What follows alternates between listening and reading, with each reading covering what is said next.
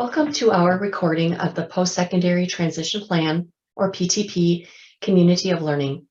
The intentions of the PTP Community of Learning is to highlight PTP compliance and best practice around different topics. This session will focus on transition assessment. Age-appropriate transition assessments provide the foundation of the child's post-secondary transition plan. These assessments focus on the child's preferences, interests, needs, and strengths, which will aid in writing the PTP. The assessment must be age-appropriate, ongoing, and well-documented to assist the student and IEP team in creating the child's measurable post-secondary goals. These goals will focus on employment, education or training, and independent living where appropriate. The transition assessment provides the foundation for creating measurable post-secondary goals, developing transition services and annual goals, guiding instruction, and determining appropriate course of study. They assist in learning about the student beyond simply academics, and also in guiding the student to learn about themselves. Essentially, the path towards success after graduation starts right here. The IEP team must complete an age-appropriate transition assessment before measurable post-secondary goals for the student can be identified or developed. It begins well before the IEP team meeting to ensure meaningful, high-quality information is available for the IEP team to consider. If a transition assessment is not completed at the time of the annual IEP meeting, the IEP team will not be able to move forward with the student's post-secondary transition planning, as transition assessment is used to drive the IEP and transition planning process. Step 4 of the PTP focuses on transition assessment. This is your opportunity to indicate that transition assessment has been completed as required. To be compliant, the LEA must have conducted an age-appropriate transition assessment prior to the IEP meeting in which the child has turned 14 years of age and checked yes to the question, has an age-appropriate transition assessment been completed? Transition assessment is ongoing, so it is more than one assessment. It is a process and is interconnected with other educational assessments, family input, and the student's connections outside of school. One of the important school connections is to the academic and career planning process. As transition assessment is being discussed at the IEP meeting, there is a question in the PTP that addresses if the IEP team has reviewed information from the student's academic and career plan, or ACP. The ACP will help students explore careers, develop personal, social, and career goals, and provide personalized learning through activities and experiences that can build lifelong learning skills. The ACP may be helpful and should be reviewed as part of the post-secondary transition planning process. Transition assessment results and the ACP together build strong foundations for individualized and relevant transition planning. All students will have an ACP starting in the 6th grade. Most students will have this in place prior to their first transition plan. At the age of 14, these two plans will work together. In fact, a robust ACP can fulfill many of the transition services identified in the student's PTP. These processes link, enhance, and inform each other. Finding links between the two can create environments where all students graduate college, career, and community ready. Be sure to collaborate with your school counselor, ACP coordinator, or those who are involved with ACP programming to learn more about ACP in your school. The text box allows you to add details from the transition assessment and ACP process, along with other assessment information.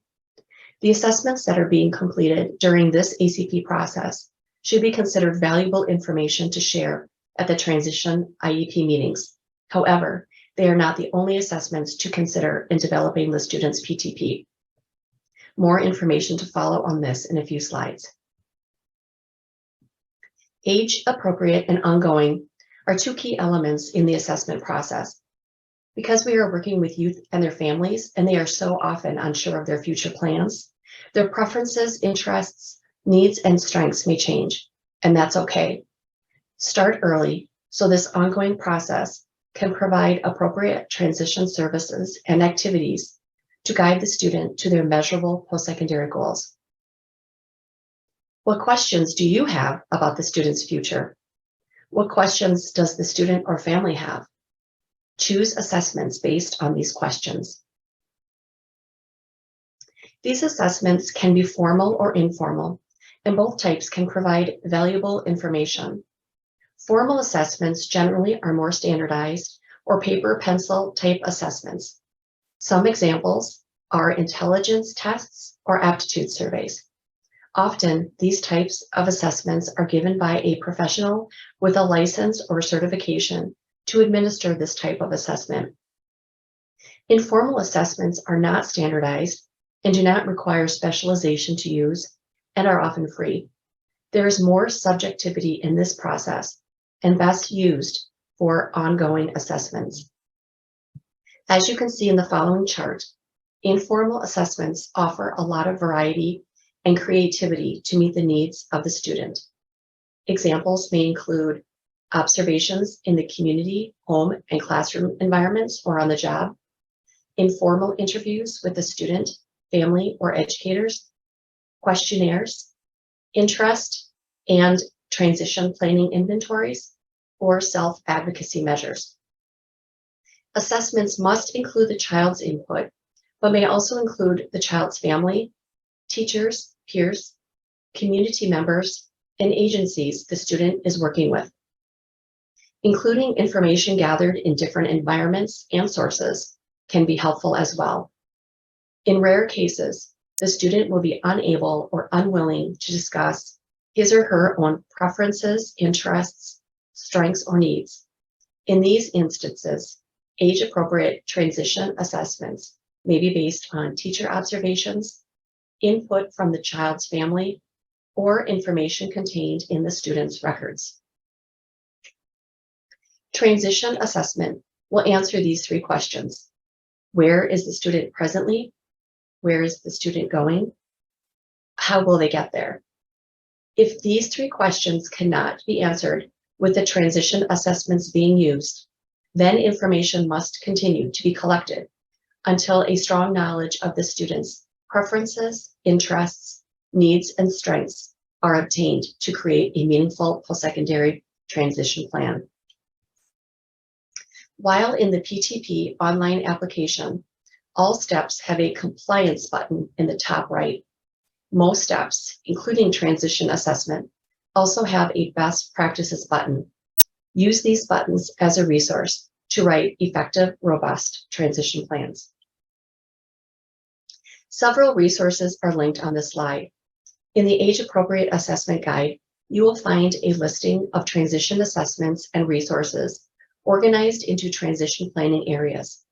It also indicates if there is a cost associated with them or if they are free. This resource can be accessed in two ways.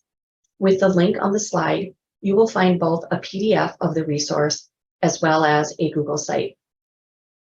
Any single assessment will not provide a comprehensive set of information that can be used for transition planning.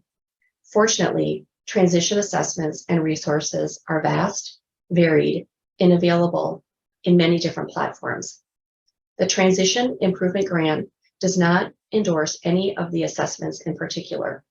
We have created this resource to assist educators in this process. Academic and career planning was mentioned earlier. You will find resources linked on this slide as well. On this slide, several helpful resources are linked. PTP Tips is a resource document around compliance, PTP report guidance, and problem-solving strategies. The Transition Improvement Grant, or TIG, PTP webpage linked has many PTP resources at the bottom of the page.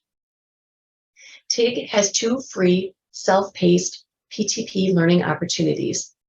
The Introduction to the PTP course takes approximately 2 hours to complete. We also have a longer course on the UW Whitewater website. It takes approximately 8 to 10 hours to complete. Again, both are free. Thank you for learning more about transition assessments through our PTP Community of Learning. If you have questions, please contact your TIG Technical Assistance Specialist.